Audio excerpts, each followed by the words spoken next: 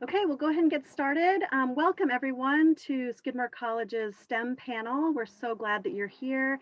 We're really excited to talk to you about the wonderful science and math programs that we have here at Skidmore College and to give our panelists an opportunity to share their experiences that they've had in their classes and outside of their courses, and also allow you to ask any questions that you might have about what it's like to be a STEM student here at Skidmore. I am your host for the evening. My name is Rebecca Johnson. I am in my 14th year at Skidmore. I am the associate chair of the psychology department and also affiliated with the neuroscience program. I'm also the longstanding chair of the Porter Wachenheim Science and Math Scholarship Committee. And I want to share with you a little bit about the STEM programs here at Skidmore, and then we'll move to our panelists. So Skidmore has roughly 2,500 students, and we have 44 majors and programs. Of those, we have 10 science programs and departments, including biology, chemistry, computer science, environmental science and environmental studies, geosciences, human and health physiological sciences, math and statistics, neuroscience, psychology, and physics. And a third of all Skidmore students major in a STEM field. And in the last decade, the number of science majors at Skidmore has doubled. And in response to that growth, we're really excited to have opened the new Center for Integrated Sciences building this past fall.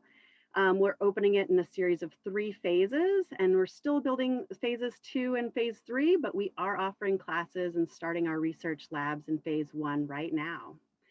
We're going to be able to house all 10 of those science and math programs under one roof in our CIS building, and also have a makerspace idea lab, which will allow us to come up with new collaborations and interdisciplinary ideas. We're really proud of our small class sizes here at Skidmore and our close faculty-student relationships.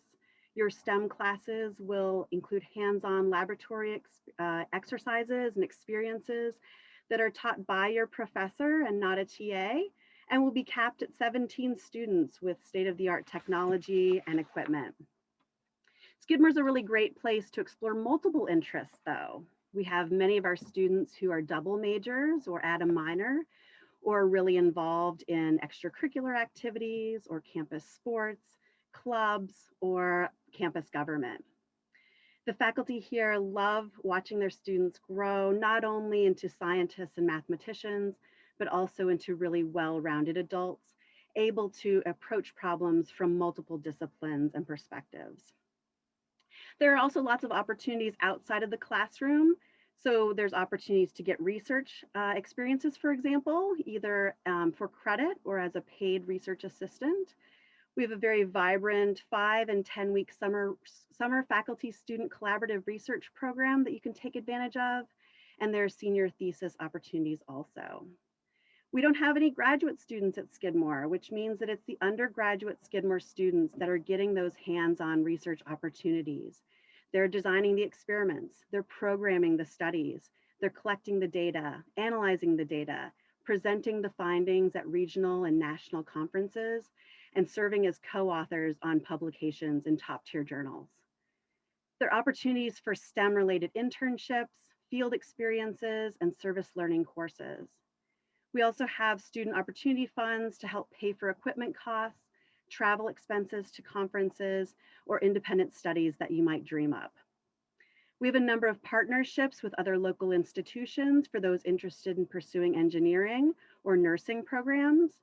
And we have a very successful pre-med program with a 70% acceptance rate compared to the national average of 40%. Many of our STEM students are placed into top graduate programs or research labs directly after graduation. And they're well equipped not only with strong content knowledge from their courses, but also scientific literacy skills and real world experience by working in the labs, analyzing data, and presenting their own research. It's really an exciting time to be part of science and math at Skidmore, but you don't have to take just my word for it. We have 6 panelists here who are current Skidmore students who are excited to share their opportunities and their experiences with you tonight. So I'm going to let them introduce themselves. We'll start first with Zoe. Zoe, can you unmute yourself and share a little bit about who you are and the opportunities that you've been part of at Skidmore? Sure. So hi, everyone. My name is Zoe, and I'm a junior computer science major and mathematics minor here at Skidmore. I'm also a member of the Skidmore women's volleyball team, which I find a really valuable experience, being part of a team as well as being part of the computer science and math department here.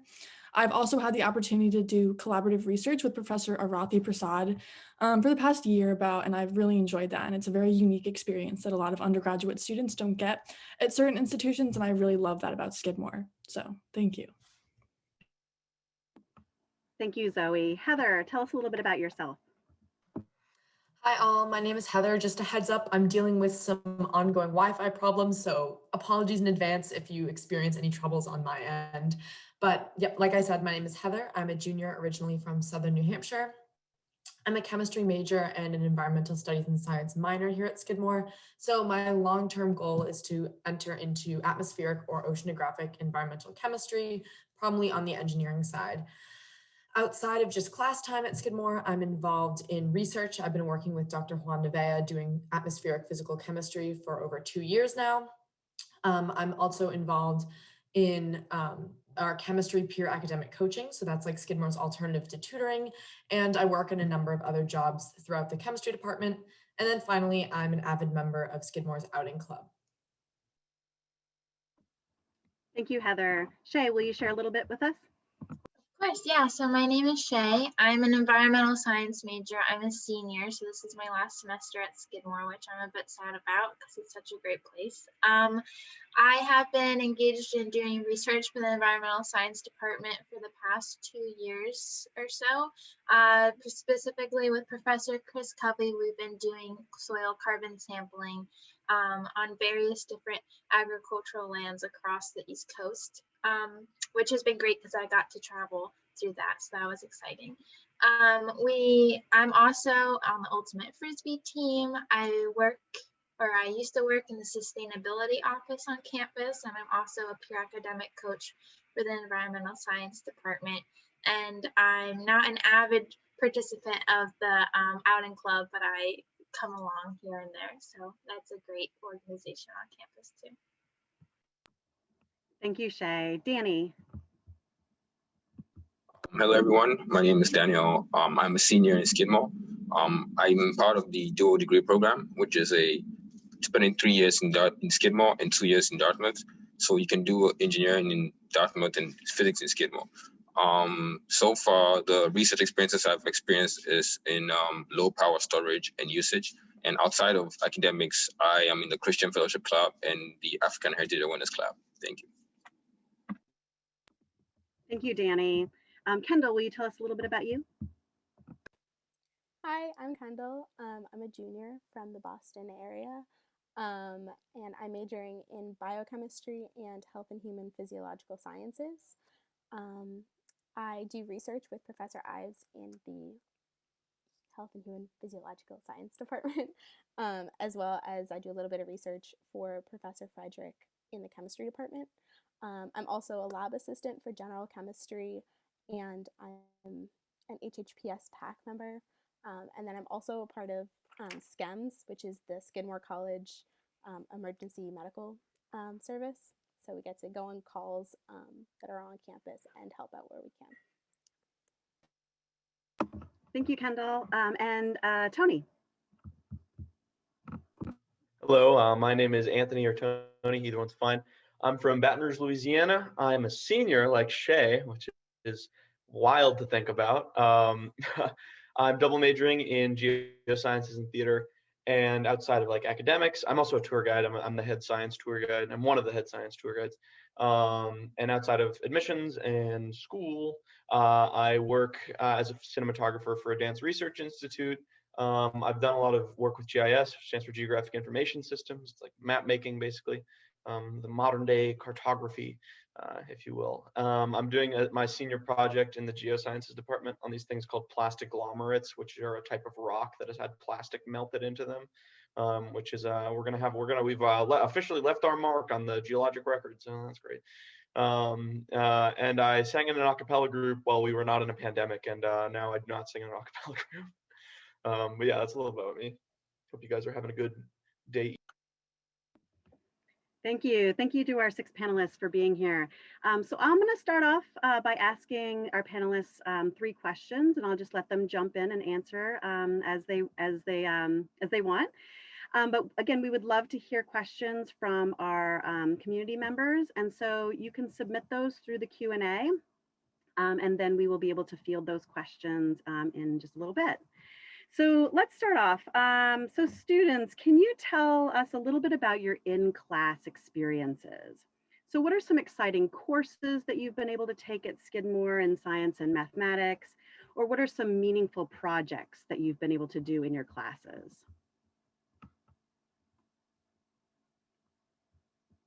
Yeah, Heather, go ahead, start us off.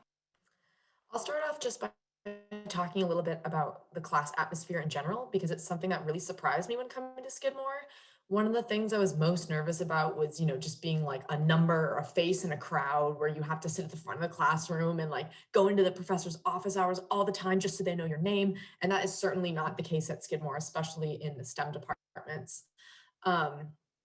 So I actually know more of my professors by their first name than anything else. They know you by your first name, and you oftentimes get to know all of the peers that are in your class. I've been in classes as small as 6 students, and the largest class that I've been in was about 28, and that was an introductory biology class. So I've also experienced a lot of really great relationships with professors outside of the classroom. So all Skidmore professors are required to hold office hours, but it's not really the case where they're like, all right, Tuesdays and Thursdays, if you can't come, that's just too bad. It's pretty much, if they're not explicitly involved in something already, the door is wide open and you can come in with any business, whether that's talking about a question from class or something that you thought was intriguing, or internship or research opportunities. So generally, I've had really great experiences, both in the academic setting of just like being in class, but also meeting a lot of friends and easily forming study groups and homework groups from those classes. Yeah, Zoe. Yeah, so I definitely echo everything that Heather said. I find that coming to Skidmore, the relationships that I formed with my professors has been like incredible. Definitely something that I didn't expect it. And I definitely understand where she's coming from when thinking that like you would come to college and kind of be a face in the crowd, but that is absolutely not the case here. And similar to her, I've been in classes as small as 8 and classes I think as large as 30. And that was again an introductory class early on in my major.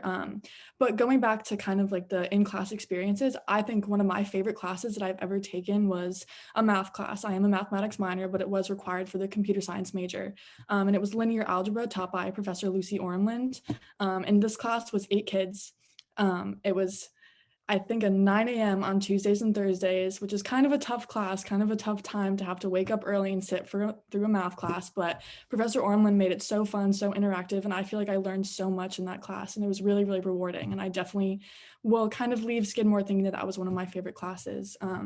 I also, one of the most rewarding projects that I've been able to work on was in a programming languages class that I took sophomore spring. So last spring semester during the beginning of COVID. It was taught by my advisor, Professor David Reed, and I got the opportunity to pretty much build out a portion of a computer for code. And it was so interesting, and it definitely took a lot of tries, but he worked with me so well on fixing out all of the little errors that it had, and I ended up getting it done and being able to run it, and it just was so rewarding to have him work with me on it, but also figure it out myself. So I've always felt so supported by all of the faculty at Skidmore, not just my advisor. So definitely.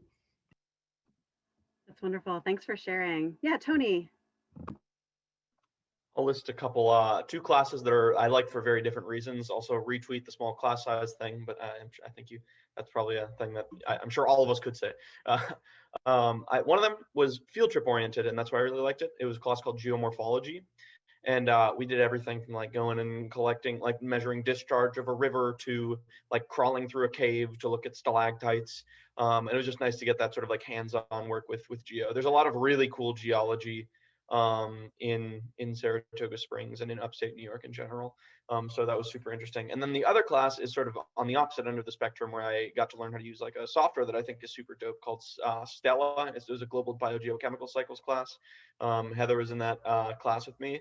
And I think one of the things that I really got out of that class was like, we had to make a model of the carbon cycle, right? And look at the way that it affects global temperature, right? And so I feel like I have a much better understanding about things like climate change now. And I also like, one of the things that like on my bucket list, I don't know how to achieve this exactly, but is to like try to help translate science stuff into like normal person stuff, because I think that the average person is not very scientifically literate, and scientists just don't know how to talk to people in general. And so I feel like I got a deeper understanding of like how people came to the conclusions of CO2 affecting the global temperature and things like climate change and things. I thought that was a very important lesson and something that I can now sort of spread to other people, like the 141 of you. Yeah, Danny. Building on to what Zoe and Heather were speaking about of the class community, I'm in the physics department. It's not necessarily really huge, it's small, but we've been able to build a strong community between our students. Oh, sorry, my bad. Usually we meet together, we speak a lot. Even outside of class, we meet, we go out together. I think that has been very impactful in our educational journey and the morale in class. Last year I was in Dartmouth, and comparing that experience to the Skidmore experiences, I really cherish the Skidmore experience. So yeah, it's been great. Some of the projects that we've worked on was this electronics project in Skidmore, where we kind of worked with breadboards. We got really intense experience on working electrical circuits and how they actually function. So yeah, I really cherish that. I think it's very important to be able to kind of have that connection with your classmates and to build from there. So yeah, that's my experience in Skidmore. Thank you, Danny. Yeah, Kendall. I just wanted to go off again what Zoe and Heather were saying about just like the classes. One of my favorite professors, he's actually my advisor, TH, in the exercise science department. His very first class every semester, he just kind of goes through like the whole attendance list and like makes a personal connection with every single student, and will like make a private joke about it just so that all the students feel comfortable talking during class, because we all kind of get to know each other a little bit. The anatomy classes that he teaches are also probably the biggest ones in the majors. They're probably around like 35 kids. So he makes everyone feel really comfortable, and he'll make a lot of jokes and just make sure everyone feels comfortable talking. And then probably my favorite class at Skidmore, Heather was also in it, was my organic chemistry lab with KCB. She is amazing, incredible professor, but we did one project at the end of the semester called Skidmore Go, where the TAs would crush up a bunch of chemicals together into like a drug, and we would have to use all the skills that we'd learned throughout the semester to figure out the chemical components of the drug, and work as a team to really just like dive in and figure out the puzzle. And it was really cool to just put everything that we learned together, and yeah, it was an awesome experience. Thank you. That sounds amazing. Yeah, Shay. Yeah, some of my favorite classes have been more oriented towards being outside during labs and doing like field trips, kind of like how Tony alluded to. In the environmental science department, we do a lot of our labs outdoors, and so I've spent most of my time out in the woods. And what's super great about Skidmore and being an environmental science major is we have this piece of land called the North Woods, which is I don't know off the top of, I don't know if one of you knows how many acres it is, but it's large amount of woods that we are able to use as our little science lab, especially in the environmental science department. And so all of the classes that I've spent time out there working in the soil, or taking tree cores, or measuring NDVI through GIS while looking at the Northwoods, have all been my favorite, because it brings together our very own space and lets you tie it into the larger concepts that you're learning at school. And the other nice thing about all the classes that we're in, especially in the ES department, is that it's once again very interdisciplinary. So we get to all take classes with the other chemistry students and the biology students and the geology students. And so it's hard for me to pin down what my favorite class is because I get a little snippet of each of the departments, which is a really nice bonus in my eyes. Thank you. Okay, so I'm going to move on to another question, and that is, tell us a little bit about the out-of-class STEM experiences that you've been able to take advantage of. So tell us about some of the research projects or the internships or the summer experiences that you've been involved in. Who wants to start that off? Yeah, Zoe. Yeah, so unfortunately, because of COVID, last summer I had applied to become part of the Skidmore Faculty Student Summer Research Fund for last summer, but where it allows you to stay on campus and do research for either a 5-week or a 10-week period. And unfortunately, I had to do it remotely, but I don't feel at all that I missed out on learning or the experience at all because, and again, I worked with Professor Arathi Prasad. I feel like that was a very enriching experience and I definitely learned so much.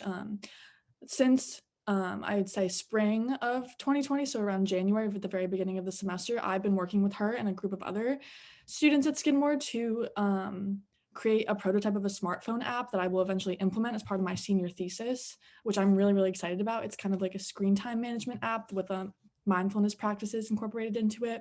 So I've been doing research like user studies and stuff about that, which has been really awesome. And I don't think that some of my friends that I have that go to bigger universities have the opportunity to do undergraduate research that is as in-depth as mine has been. So I feel really lucky to be able to take part in this here at Skidmore.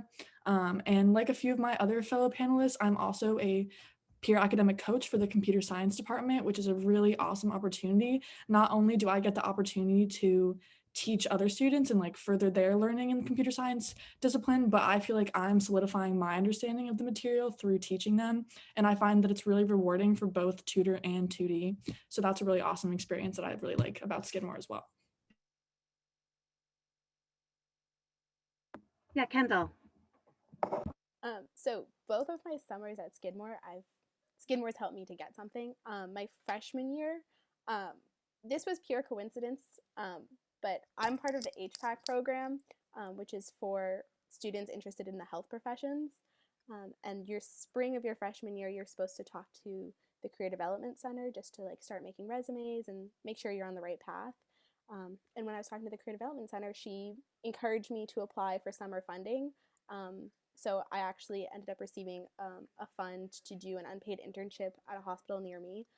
So the Career Development Center is really amazing in helping people find internships and opportunities. And I actually got to like watch surgeries and interact with patients at the hospital. It was really incredible and exactly what I want to do in my future. And then this past summer, I also applied to the student faculty research program, and it was also remote for me. But my professor and I actually were able to analyze some old data that we had and publish a paper. So it was just as rewarding to be off campus as it would have been on campus. So yeah. Thank you. I'm so glad that you were able to have a meaningful summer research experience, even in the midst of a pandemic. Shay, did you want to add?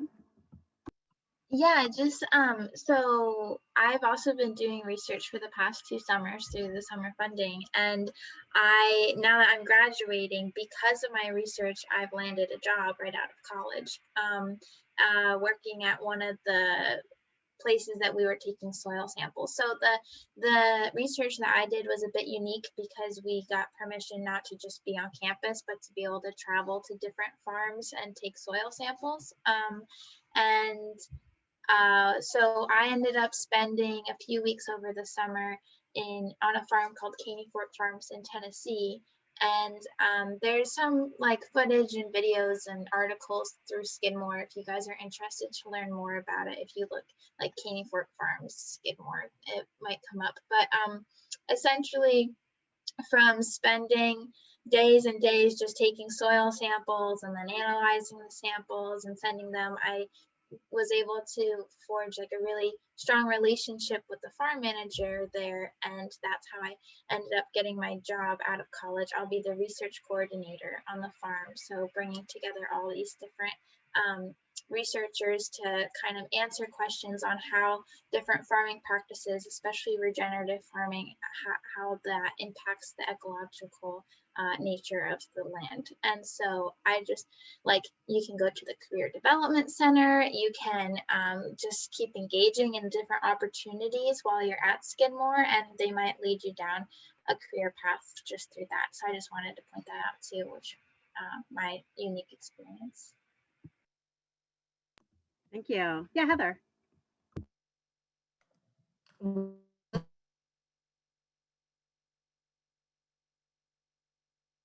That you have all of the opportunities of a, oh, sorry, my internet's so bad. Can you guys hear me? Somebody nod at me. Okay, awesome.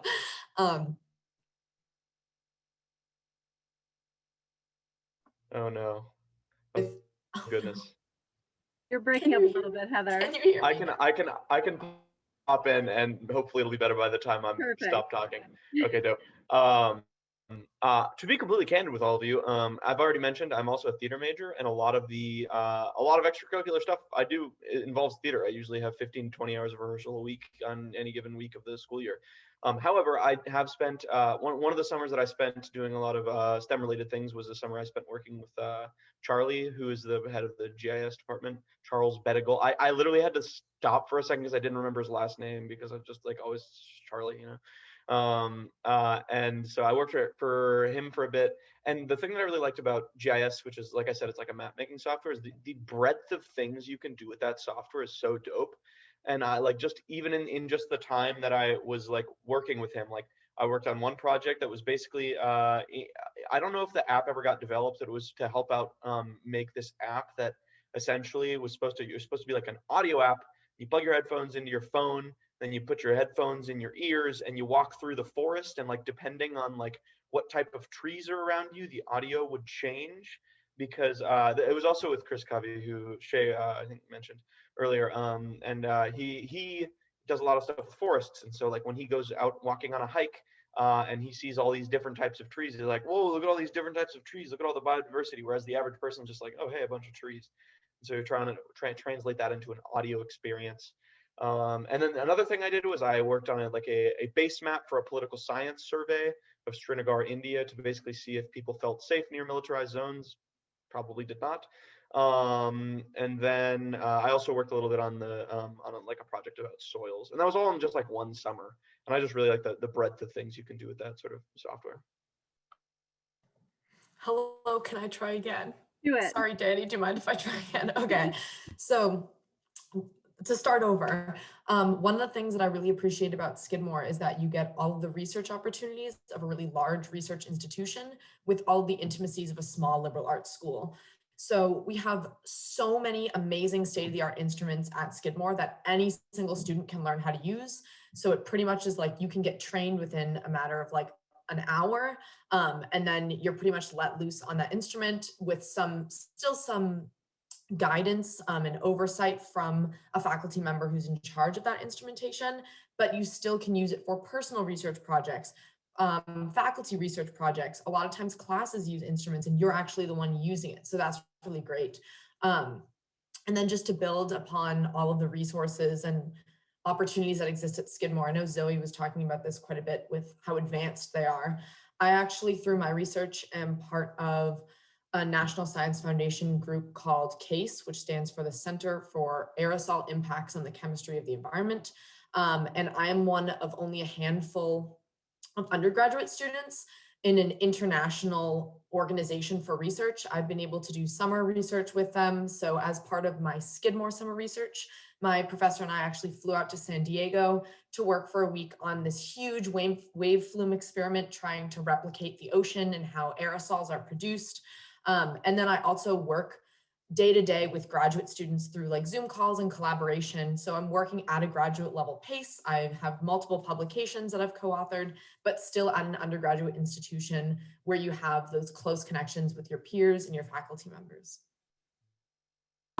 Thank you, Dan. Thank you, Heather. And Danny, can you tell us a little bit about the engineering program? Yes, so Skidmore offers a dual degree program, which works with 3 universities. I think it's RPI, Clarkson, and Dartmouth. So you get to apply in your sophomore year. and you get to spend 2 years in this university doing engineering, and you can be from any STEM course. And I think it's really amazing because it allows people who have different interests. You don't have to focus on one sole subject, but you get to explore different things. So yeah, it was amazing. In my junior year, I got to do research with Dartmouth in the skill labs. I got to work on low power storage and usage, and I believe that was really helpful for me in my educational journey. Thank you. All right, so we've gotten to hear from the panelists, from each of them, on a couple of different in-class and out-of-class experiences that they've had. And so now I want to turn to the community questions. And our first one is it common for STEM students to have a minor or double major? And is it difficult to handle that workload? Yeah, Tony, go for it. I mean, as somebody who is double majoring in geosciences and theater, I think I can speak on this. It is very doable. I mean, so the thing is, like, you have a set amount of time, right? If you really want to, and you want to like dive into a very specific field and spend like all of your time in that field and like really focus on that, you can. I had no idea what I wanted to do going into college. I really like science stuff and I really like performing arts things. And I was able to do both. It's like it's kind of hard sometimes. Like sometimes you might have a week every now and then that's like, oh God, I'm very stressed. I need to do a bunch of things. Although most of the time for me, that's because I planned poorly. So planned better than I did. But yeah, no, it's generally incredibly doable. And like I think I cannot. I don't know if I could like come up with any two majors that have less to do with one another than geosciences and theater. So like if I can make that work, like the sky's the limit, you know what I mean? But yeah, so it's super doable. And that's sort of like it's doable and it's encouraged. The reason it's doable is because it's like institutionally possible, right? And what I mean by that is like a lot of different majors are very broad in the credits you can take to fulfill the major. So like instead of being like take these 10 specific courses, it's like take like 2 of these 8 and 3 of these 15, etc. And so because of that, I won't be like I didn't have an experience this semester. I was like, oh God, if these two classes conflict, I can't get both degrees. Like you don't really need to worry about that as long as you have a general amount of planning in your courses. And when I say it's encouraged, I mean that like through like faculty and things like that. Like my advisor in the geoscience department is very supportive of all of my like theatrical work and vice versa. And so like people at Skidmore like to see you doing multiple things. So highly recommend double major, major minor. Yeah, go, yes. Yeah, I would echo that. The faculty very much encourage that. We want you to explore interests outside of your major, and we want you to be able to take those things that you learn from other fields and to integrate it into your primary interest. Zoe, did you want to add to that? Yeah, so like I said earlier, I'm a computer science major and mathematics minor. And me personally, I'm really interested in going down a data science path, which kind of combines math and computer science. So that's kind of like the rationale for why I decided to have a minor in mathematics. And I know in my experience, specifically in the computer science department, almost every single computer science major that I know has a minor. And then those range from like philosophy to mathematics to biology to chemistry. Like you can do so many different things in the STEM field because and what a lot of people were saying, a lot of things are so interdisciplinary that like you can find ways to make them connect. And especially at Skidmore, I find it's like easier than ever to be able to do that.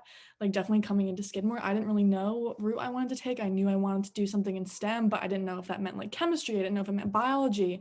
And then I kind of found my home at computer science. And I have no regrets at all. But I definitely think that having a major and having a minor is doable. Like Anthony was saying, it definitely can get sometimes a little bit stressful, but I think that with anything, as long as you manage your time and you do your due diligence to kind of stay on top of things, like you are going to succeed and you will be fine, especially at Skidmore. Kendall. I totally echo everything. I'm a double major for biochem and exercise science. And it's so interdisciplinary that it really doesn't even feel like two majors because everything that I'm learning in chemistry can be applied to the body, especially when I'm taking biochem classes and we're talking about like metabolism and how it like fundamentally works with all of the different chemical components. And the only issues that I've had is when the master schedule comes out and I have 2 classes that I needed to take that semester and the timing just doesn't work. But all of my professors have been so encouraging of being a double major. My advisor is actually the head of the exercise science department. And if I really need to take a class, he said that, he'll work on it on the master schedule and make sure that the classes won't interact so that I'm able to graduate double major. So they're very encouraging. They want you to do it. It's not the worst thing ever. Everything's interdisciplinary, echoing everything everybody else said. It's awesome. Yeah, Danny. I thought I'll just talk more about the double degree program, the 3-2 program. It is a double degree, but it's structured differently. You have the 3-2 and you have the 2-1-1-1. With the 3-2, you spend 3 years in your original college, which is Skidmore, and you spend another 2 years in whatever engineering school you decide to go to. Whereas the 2-1-1-1, you spend 2 years in Skidmore and 1 year in the other school, 1 year back in Skidmore, and 1 year in the other school again. So although it is a double degree, it's structured differently, and you get to focus on your courses that you're focusing on in Skidmore and the engineering courses when you go to other schools. So it's much more easier to handle. Whereas I believe it's really useful. You get 2 degrees at the end of it, and it can really help you going into the industry. Yeah, and thinking about balancing your number of credits in graduating, at Skidmore, there's 120 credits needed to graduate. And I usually tell my advisees about 35 of those are going to be all college requirements. So your foreign language requirement, your cultural diversity requirement, your humanities, your natural sciences, your arts, and so forth. Another 35 credits or so, depending on your major, will be for your major. And so that leaves you with 70 credits total, so that you have 50 more to play with. And students will spend that play in different ways. So some will spend it early on in their college career and kind of dabble around in different types of departments and programs, trying to figure out what fits and what they want to declare as their major. Other students will add a second major. There's plenty of room of play to do that. Some students will add 1 or 2 minors. And then other students will really delve in really deep into their major and take, an additional 20 credits worth of research credits, for example, or internships, or just additional coursework within their major interest. So there's lots of paths to success, but yes, double majoring or adding a minor is definitely doable at Skidmore. And as our panelists have said, is definitely encouraged by the faculty. All right, so let's move on to another question. This is very timely as we think about the pandemic and COVID-19. How has that, in the past year now, affected your lab experiences? How has the lab aspect of the STEM departments been affected by COVID? Heather, go ahead and start us off. So I actually experienced something really cool in one of my instructional labs when it went remote. This was last spring. So looking at almost a year ago when the pandemic really hit full swing. So I was in analytical chemistry, and we actually were able to, using a web camera, a CD, and Legos, build our own UV vis spectrophotometer, which is like an actual instrument that you use in a lot of different experiments and studies in a lot of different STEM fields. And we were able to build our own, it functioned, and we designed our own experiments. And then afterwards, we actually made like lab handouts and then donated all of those things to local elementary schools and middle schools. So we were still able to have a lab experience where we were not only using, but building instruments and learning about how they functioned. And then there was a great cause afterwards where they were donated to help students who are younger actually get integrated into STEM early on. So that's just looking from the classroom perspective. I'll see if anybody else wants to talk about research labs. Kendall. So I did remote research, but that's pretty much just been analyzing all of the past data that we've had and writing papers. So I haven't really gotten to do a lot of lab, but I am a lab assistant for general chemistry. And we decided to do no lab last semester, or we had a lab, but just not in person. So what we would do is we would make lab kits for all the students, and Professor Frederick's research students, the group project I was part of, actually figured out a way to print wax chips that we could put chemicals into and then send those to students so that they can still do all of the chemistry lab that they needed to do, but they had the supplies and everything at home, and we would use like vinegar and just different types of vinegar and food coloring and just different ways of doing the exact same experiments with things that you already had at home, or we would give it to you if you were at school already. So the lab experience didn't change. You just got to do it from your room. That's great. Thanks. Such creative ideas there.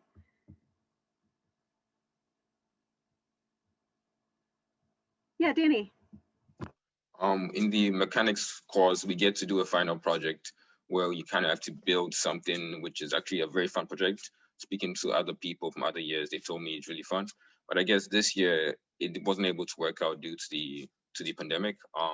But it was a different experience. We actually had to do some research on different things in mechanics and write a whole paper on it. So although we missed the practical aspects of mechanics, I think that still was catered through with more theoretical stuff. So it is a shame, but we will get through this. So yeah. Thank you. Yeah, we're all trying to be flexible here and make progress on science and math, even in the midst of a chaotic world that we're living in right now. All right, so let's move on to a third question. When did you declare your majors? Did you come into Skidmore knowing what you wanted to study? Shay. I was lucky that I did know what I wanted to study coming into Skidmore, but so I knew that I wanted to do either environmental science or environmental studies. So I started taking classes in both of those fields, but they're pretty interdisciplinary. And so you need to declare your major by the end of your sophomore year, I believe. I decided to declare my major as an environmental science student my first semester of my sophomore year. But I knew that I wanted to major in environmental science within like the first semester of college because I figured that I wanted to do some more science-based stuff. And the great thing about the environmental science program is you still get to take classes that you might be taking as a study student, which is more like policy-based and humanitarian and social and socially based. Yeah, I was lucky in that sense. But then I just want to back up for a quick second about the double major and minor stuff. There was moments where I was like, oh, I'm going to double major in this, and I'm going to have 2 minors in that. And what I ended up doing is I couldn't choose. I couldn't choose if I wanted to be a double major then in philosophy as well, or another minor in biology. And so I just ended up taking, with what Dr. J was saying, your free credits, I ended up taking courses in all of the things that I like. So I took lots of philosophy courses, lots of biology courses, some geology, and since I couldn't choose, and music, and since I couldn't choose which one I would want to like put into my major, I didn't end up with a second major, and I had a minor and I just dropped it like actually last week, but that's a whole other story. But it's okay is the moral of the story. If you don't ending up with a second major, but you still have all this awesome knowledge that you took from the classes that you decided to spend your free class credits with. So I just wanted to point that out as well. But it's also awesome to have a double major, so that's great too. Beautifully put, Shay. I love that. Yeah, you can create, we have self-determined majors, in fact, also, if you want to choose your own adventure and put together a major that's not on the books. But then we also have these informal minors, right, where you've chosen your own adventure and put together a transcript that really tells the story of who you are and who you want to become. Zoe, did you want to add in, talk a little bit about how you came to declare your major? Sure. Yeah. And so first I do want to say that echoing what Shay was talking about, I definitely never would have gotten the opportunity to take a lot of the kind of more humanities and cultural diversity classes that I have been taking so far in my career at Skidmore, at other institutions, I believe. So that's what I really like about Skidmore. Like this semester, I'm really excited about this gender studies course I'm going to be taking that's about women in China. And I'm really excited to be learning about that because I don't think that that's something that a lot of people have been able to learn in like previous schooling, like high school or something like that. So that's going to be really awesome. But going back to how I declared my major. So I took a little bit of a journey to kind of settle down at computer science. So I am on the volleyball team. And back when I was getting recruited a million years ago, I originally thought I wanted to do biochemistry. And Then I remember taking like a bio and chem class my freshman year, and I was like, wow, this is kind of tough. I don't know if this is what I want to do. And then I took a neuro class and I loved it. And I was like, I love this. I want to declare a neuro major. So my spring semester of freshman year, I declared my neuro major. And what I really love about Skidmore, like how everybody is saying that it's so interdisciplinary, all of the different majors and minors and subjects that Skidmore offers, I ended up being able to take an intro to computer science course my spring semester of freshman year, and I fell in love with it, and I never really looked back. And I eventually switched my major to computer science my sophomore year and settled down. Finally found my home, which I absolutely love. But it was really awesome because at least at my high school, I didn't really get the opportunity to really learn about computer science. I didn't really even know anything about it. I don't even think my high school had an AP computer science class at all. Like I know some high schools do. So I knew nothing about it. And then I took this class with my now advisor and I absolutely loved it. So Skidmore is definitely very forgiving when it comes to finding your place in what you want to study. I know that I felt nothing but support from my now advisor and from the faculty in both departments, in neuroscience and the chemistry and the biology department, and as well as the computer science department. So it definitely can, for some people, take a little bit of time, but you'll find your place. And once you do, I think that you can be happy for sure. Thank you for sharing your adventure, Zoe. Kendall, share with us. So I chose Skidmore specifically for the exercise science major. I knew that I wanted to be a physical therapist all through high school. I knew that's what I wanted to do. I came here, loved all my exercise science classes, and my was toying with the idea of being pre-med, and pre-PT you have to take 2 chemistry classes. Pre-med you have to take 4 or something. So I was already going to take organic chemistry as my second chemistry class for that track. And I absolutely fell in love with organic chemistry, and my professor was like, you have to be a chemistry like major, like you don't want to do that, like so supportive, like chemistry all the way. And so that's kind of, I was never like thinking chemistry at all, and like his support and his like, you can totally do it, this is exactly you, like I know that this would be amazing, like there's so many opportunities, like this is what you want to do.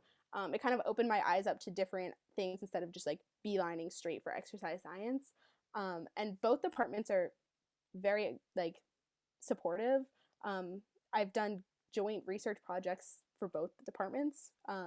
So very interdisciplinary. They're very supportive, both departments. But yeah, I did not know I wanted to do chemistry at all, but it's been great so far. So, and also what everyone else is saying, like even if you're a double major, like you can take any classes. I've taken a bunch of random art classes, which is a great thing about Skidmore. Like you're not focused on just science if that's what your majors are.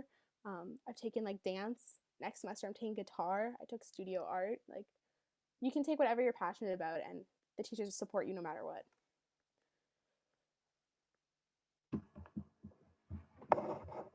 Anyone else want to share their story of how they got to their major? Sure, Tony, go for it. So I knew coming into school, I wanted to do something in the performing arts and something in the sciences. I just didn't know what of those things. I landed on theater like immediately. I didn't declare until the end of my sophomore year because of laziness.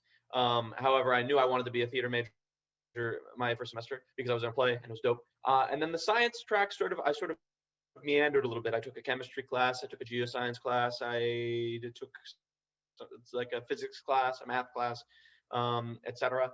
And honestly, what it was for me with geo was just the professors. I really, really liked the professors that taught the intro geo class. And I mean, I obviously found the material interesting as well, but I didn't like particularly find it more interesting than chemistry or whatever.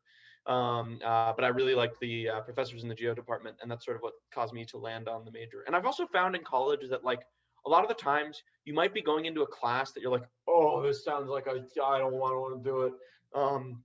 And then you have a dope professor and you're like, oh, wow, that's cool. I like this thing that I didn't think I liked before. So just have an open mind. And also like if like these upperclassmen who are like, hey, take a class with this professor, be like, bet, all right, you know, almost regardless of what they're teaching. But professors make a class a lot of the time.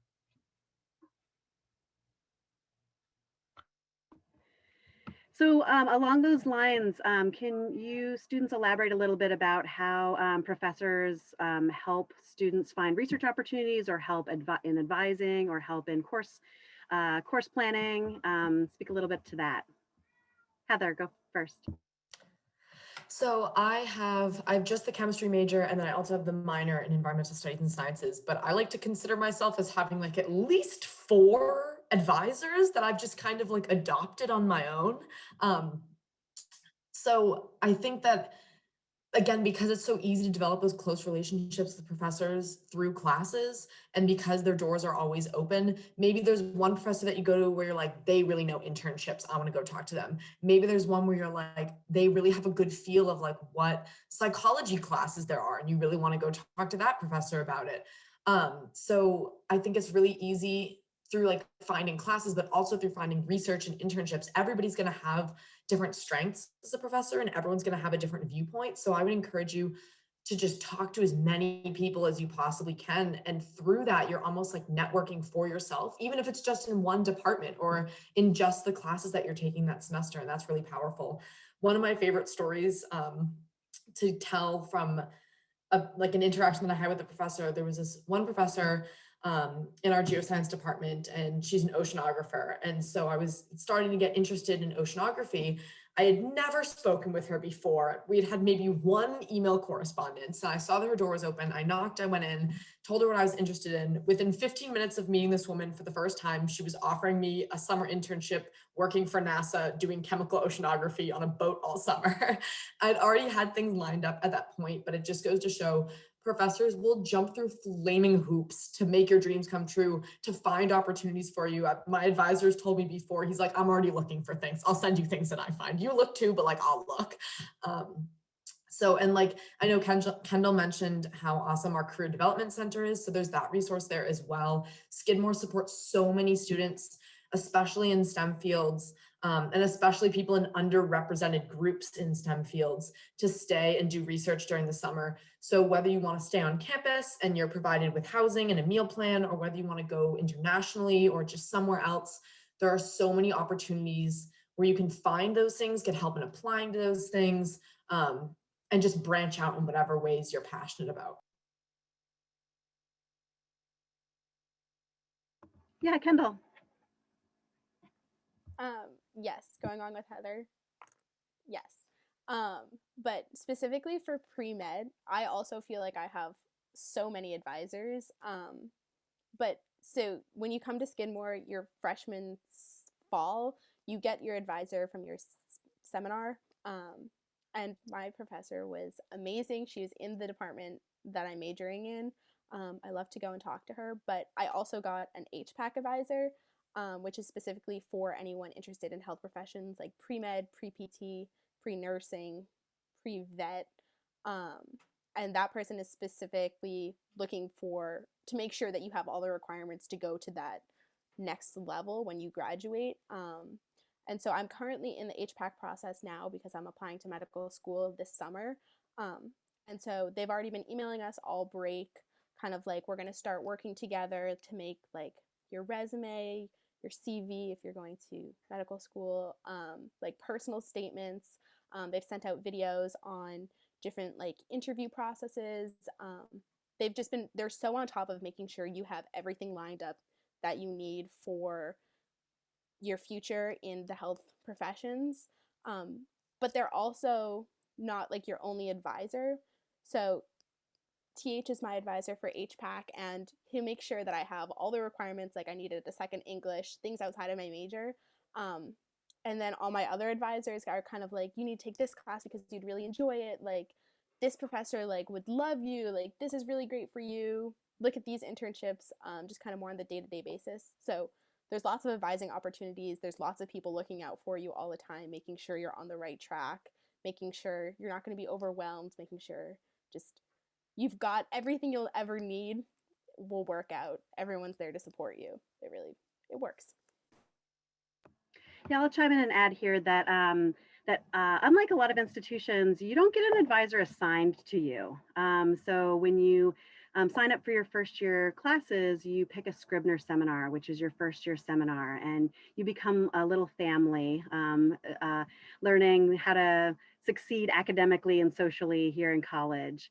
And that first year seminar professor is also your biggest fan, and is your advisor until you declare your major. And so then whether it's, your first semester or your first year, or whether it's the end of your sophomore year, whenever you do declare your major, you decide who in that major you would like to be your advisor.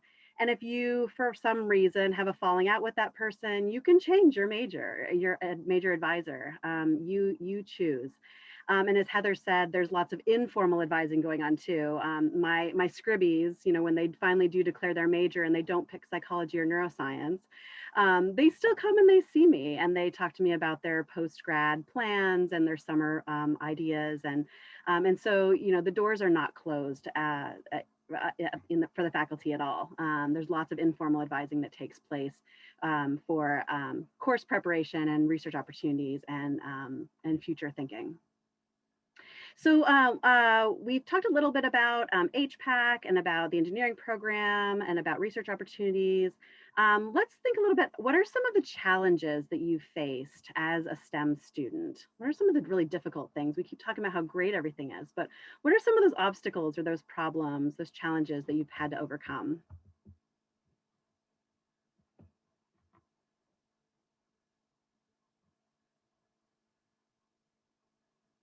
I know there are some, right? No challenges. Everything's easy. Kendall, did you want to chime in? I saw your hand. I don't know if this is specific for the chemistry department, but there are classes that are 5 credits, which is more than the average 4. And those classes take so much time and so much effort. Last semester, I took physical chemistry with Heather, and our homeworks would be due on Tuesdays. And I only had one class on Monday, and I pretty much spent all of Sunday, all of Monday, and then like the morning half of Tuesdays only working on the physical chemistry homework. And by the end of the day, I was so drained and I wouldn't want to do anything else. And it was frustrating. But I mean, it's so rewarding when you get the right answer after spending so much time on it. And like, our chemistry classes are always so tight knit. I know everyone, like, we're always working together. The teachers support us working together, which is really awesome. I know a lot of teachers are like, don't talk to each other, like, don't give each other the answers, but we always work together. We always explain what we're doing. We get to go into class and talk about what we're doing. So it's really all like right up front. Everyone is working together all of the time, and they support me the most. It's just having my peers in my class, like helping me out when I need it, and then I return the favor the next week. Yeah, very supportive. I love that sense of support and community that you've echoed there, Kendall. Danny. I think as an international student, one thing I struggled with is kind of understanding what is expected from the professors. When you come from a different system and you come into a new system, you're not 100% on what is really required of you. So that's why I would really advise people to communicate with the professors, get to know them. They're very welcoming. They love it when students come to office and build that kind of relationship. So that was really helpful in my journey in Skidmore. So I would advise that to any new student coming through. Thank you, Danny. Yeah, we do have lots of support systems on campus for international students in particular, but then also to all students. Student Academic Services does run the PAC, which we've been talking a little bit about, that student tutoring, which is not just for, if you're struggling with your coursework, but it also helps you think about planning your courses through the major and thinking about post-grad opportunities. And there are also individual tutors that Skidmore offers too, if you're struggling in your classes. What else? What are some other challenges or obstacles that you've had to face? Zoe? I mean, I think that this could go with any major at any school, but definitely time management. Coming in as a freshman, you're kind of just used to, maybe having a high school experience where it was almost like a routine where like you go to school for X amount of hours a day, come home, do your homework, eat dinner, whatever. But at college, where you kind of have like your own schedule, you have to make your own schedule, and just like figuring out what works for you and like when you're going to have time to do your homework can definitely be sometimes like a little bit overwhelming. And I know especially for me as a student athlete here at Skidmore, it can definitely sometimes be overwhelming, but I think that there are definitely support systems in place at Skidmore, both academically, athletically, socially, that are there to support you through that whole process, especially as an incoming freshman. Like Dr. J was talking about the Scribner seminars, how you kind of like make your own little family in your first semester. Like I know I can kind of say that I'm a product of that because I met my best friend in that class and I now live with her as a junior. And that advisor that I had, Professor Bina Goganani, she was wonderful. She was nothing but supportive, and she was in the English department and I had no interest in that. And her just kind of guiding me along my way and like figuring out my schedule and like supporting me throughout all of my anxiety that I had throughout the first semester was so helpful, and I really, really appreciate it.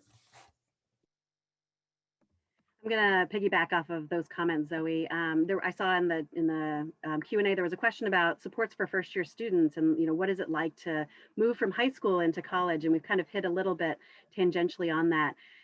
But in those Scribner seminars that you'll take that very first semester, it's a 4-credit class, and 3 credits of it are seminar, where you'll be reading books and talking about them and learning how to write it at college level. But then that 4th credit is really focused on social and academic transitions to college. And so your faculty members will be teaching you study skills. They'll be teaching you about time management. They'll be teaching you about the opportunities on campus if you need help and how to use the library. They'll be teaching you about how to get involved in clubs and community involvement and service learning opportunities, and how to really plug in not only to the Skidmore community, but also to the Saratoga Springs community while you're here for 4 years.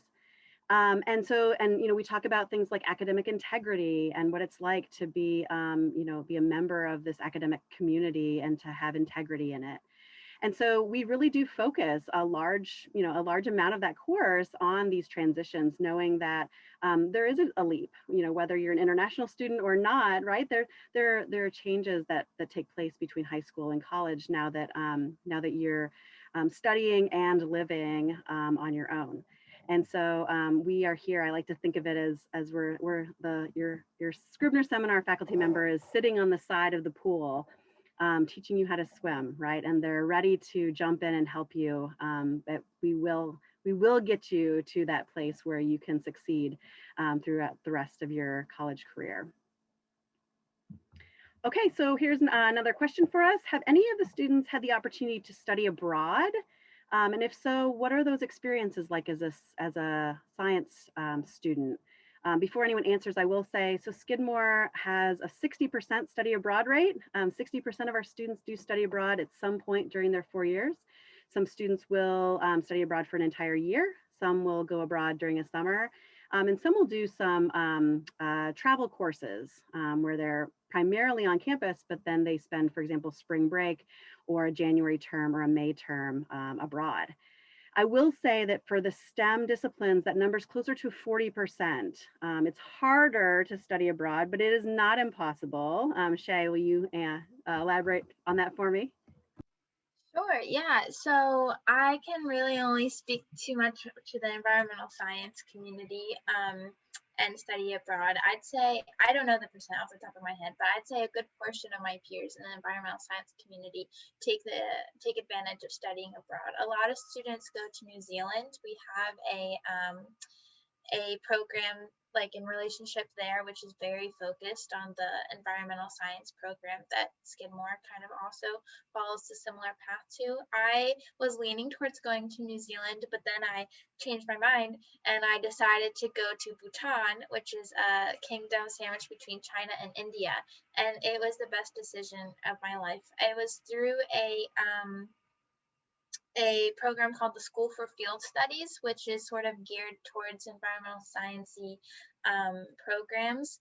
And so we spent most of my whole entire study abroad out hiking the Himalayan mountains and going through the rivers and just like my directed research project while I was there was studying the Himalayan blue pine, which is a tree that's experiencing a rapid dieback in the Himalayas due to climate change. And so I spent a lot of my time just like hanging on to trees and climbing these mountains trying to take tree course. And it was just like the most amazing experience, being in another land and experiencing the culture, but then being totally immersed in it because you get to spend like 4 months at least there, at least through the program I was in. And just I have to say all of the courses that I took there really tied nicely into the program at Skidmore. So your advisor will help you look at like the syllabus and the different courses that you'll be able to take while you're abroad and see what would be allowed to count for the different sort of credits that you have to take. So for environmental science, you have to take what we call like a cluster B2 lab and a cluster A, which means just like a sciencey course and a course focus on policy. And I took, while I was abroad, a political ecology course, which counted as my cluster A, and a mountain ecology course, which counted as one of my cluster B2 labs. So then I wasn't behind at all with what I needed to do to complete my major, even though I spent a whole semester away from Skidmore. And actually, I've already completed all of the 120 credits that I need to. So I just love Skidmore so much. I'm just keeping around. But so you can stay on track, at least I know in environmental science, while studying abroad, and you get that really unique experience. So I recommend that if you can find the time to do it and the resources. That's wonderful. What great opportunities that you wouldn't have been able to take advantage of, right? If you had just stayed. That's wonderful. Tony, did you want to elaborate? Sure. So one of the things that I really like about study abroad opportunities at Skidmore, and my guess is also probably like at a lot of similar liberal arts institutions, is that the breadth of programs that you can go to. You know, like you can if what you want to do, go somewhere, take some classes at a college that's semi like Skidmore, you can do that. I did not do that. This has nothing to do with science. We're taking a U-turn on that, but I do think it's important to bring up because like I went to a Russian theater conservatory at the Школа Студийных, or the Moscow Art Theater School, and I'm still completing my geoscience major. So that semester I did nothing, had nothing to do with science that semester. So this is just like just to elaborate on the fact that like, yeah, you can study abroad if you're studying STEM, as long as you plan ahead of time. Like it does come into a planning, like you need to plan a little bit just to make sure you can still fulfill everything. But yeah, no, I had a conservatory 6 days a week from 10 a.m. to 6 p.m. It was insane. We had rehearsal before and after class almost every day. It was awesome. I loved it so much. And I don't know, like if you guys want to study STEM while abroad, you can do that. But if you want to like take a break from doing STEM, you can also do that, you know. So I just thought I'd share that. That's great. Yeah, there's a lot of play. And so if you want to study abroad, then there are definitely opportunities to do that. I'll add in here that it's also possible to study abroad and do a senior thesis your senior year. A lot of our students who do study abroad tend to do that their junior year. And so it takes some careful planning, but right, as Zoe has taught us that time management is really important, both short-term and long-term. It is possible to, you know, kind of make those initial connections and have those initial thoughts about what your senior thesis might be. Go abroad the spring of your junior year, and then come back and complete an amazing senior thesis project. So it is doable. All right, and our last question here is, now some people might think that liberal arts, they might not, sorry, let me start over. Some people might not think that liberal arts equals strong science. Are they wrong? Why? Zoe, start us off. I think that is absolutely a wrong assumption. I think that that's definitely something that was in the back of my mind looking at a liberal arts school, but coming to Skidmore, I've realized that is absolutely not the case. Going off what I was talking about earlier and what I know a lot of my fellow panelists were talking about as well, they've really valued the ability to be able to take classes and disciplines that they probably wouldn't have gotten an opportunity to do so at other places. Like I said, I'm taking this gender studies course about women in China this semester that I'm really excited about. And going off of the all college requirements that Skidmore has in place in order to graduate, a humanities class, cultural diversity, foreign language, just to name a few, in addition to like some science requirements like the natural science requirement, excuse me. I think taking classes like that make you a more well-rounded student and therefore make you stronger in the science field. Because I think that science students that are able to have a different perspective on learning as well as different perspectives on different topics, like for example, this gender studies course or taking a foreign language course can sometimes strengthen your ability to be successful in the sciences because you just are more well-rounded and have all of these different like worldviews on different things that can contribute to your success. And definitely like, for example, taking a foreign language can further you along in your science career. I know, especially in healthcare fields, and it's really important to learn different languages and be able to communicate with people, as well as in fields like mine, where I'm hopefully going to be working with a lot of different kinds of people that speak different languages and are from different places. So I think that being able to understand different things and taking different classes that kind of broaden your horizons are really helpful. Kendall, do you want to elaborate on that? Yes, I absolutely agree with everything that was just said. There's so many more opportunities when you're at a liberal arts school and you have small classes and you have great connections with all of your professors. And I really think that research does help a lot with my understanding of exactly what I'm doing. I'm like seeing results. I have to write about the results, really analyze what I'm doing. But on top of that, like I'm a lab assistant. So I get to see both perspectives of like what teachers are like really emphasizing what they want students to know, but at the same time, like I'm seeing the struggle that, students are going through and like what they need help with and what they're not really understanding. So I think that like Skidmore gives you so many opportunities to see every single aspect of the sciences. And there's just a lot of opportunities to get to do that. Also, this is kind of unique to Skidmore as a liberal arts school, but we do have SCEMS, which is a great way that I think that students interested in pre-med or really just want to help their community or just interested in medicine at all, really, they can become certified as EMTs and, get to help the community. We actually just got offered jobs. The SCEMS community just got offered jobs at local hospitals to help giving vaccines. So we're connected with both Saratoga community and really the Skidmore campus and just learning the ways that just like that healthcare work, especially emergency medical stuff. But yeah, Skidmore has so many opportunities for all of the sciences. So it's really great.